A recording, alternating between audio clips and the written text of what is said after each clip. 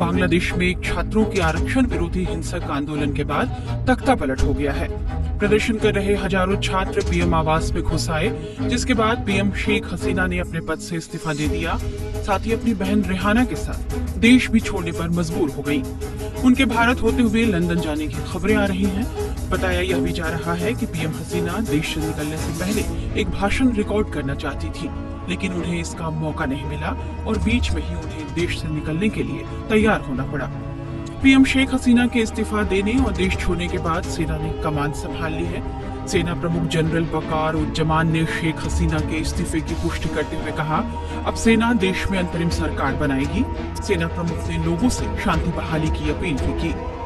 सेना प्रमुख ने अपने प्रेस कॉन्फ्रेंस में क्या क्या कहा है, आइए आपको सुनाते हैं।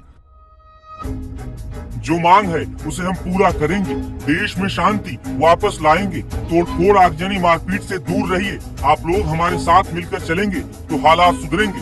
मारपीट हिंसा से कुछ नहीं मिलेगा। संघर्ष और अराजकता से दूर रहिए। हम अंतरिम सरकार बनाएंगे जो फिलहाल देश को चलाएगी। सेना प्रमुख ने प्रदर्शनकारी छात्रों पर गोली नहीं चलाने के आदेश भी दिए हैं।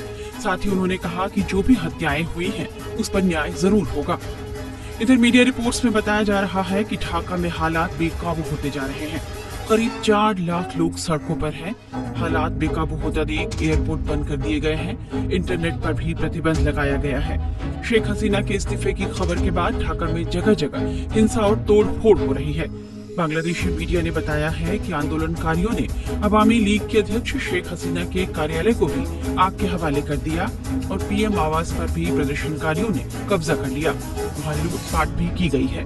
कुछ प्रदर्शनकारी कुर्सियां और सोफे ले जाते दिख रहे हैं। बांग्लादेश में आरक्षण समाप्त करने की मांग को लेकर तख्ता पलट की नौबत आ गई।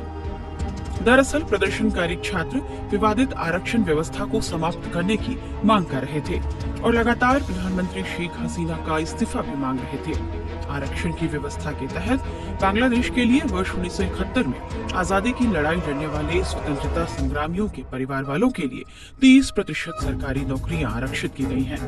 आरक्षण समाप्त करने की मांग को लेकर पिछले महीने से छात्र सड़कों पर उतरे हुए हैं। प्रदर्शन कर रहे छात्रों का कहना है कि आरक्षण की ये व्यवस्था भेदभावपूर्ण है। छात्रों का यह भी कहना है कि मेरिट के आधार पर नौकरी दी जानी चाहिए। छात्रों के प्रदर्शन की वजह से बांग्लादेश के कई शिक्षण संस्थान पिछले 1 महीने से बंद थे। इस आंदोलन को दबाने में हसीना सरकार ने छात्रों पर गोलियां तक चलवाई, जिससे 3 हफ्तों में करीब 300 से ज्यादा छात्रों की मौत हो गई है। हालांकि छात्रों के आंदोलन के बाद शेख हसीना सरकार ने कुछ कोटे को कम जरूर किया, लेकिन लगातार जारी हिंसा के बीच छात्र प्रधानमंत्री शेख हसीना के इस्तीफे से कम पर कुछ भी मानने को तैयार नहीं थे। बांग्लादेश की बात करें तो यहाँ तख्ता पलट का इतिहास काफी पुराना है। 1971 में आजादी पाने के बाद बांग्लादेश में सिर्फ 5 सालों तक ही लोकतांत्रिक सरकार चल पाई थी। उसके बाद 1975 में तख्ता पलट हुआ और सेना ने देश की सत्ता पर कब्जा कर लिया। फिर 1990 तक बांग्लादेश की सेना ने वहां सरकार चलाई थी। 2009 में भी शेख हसीना के सत्ता में आने से पहले तक देश में एक सैन्य समर्थन कार्यवाहक सरकार चल रही थी।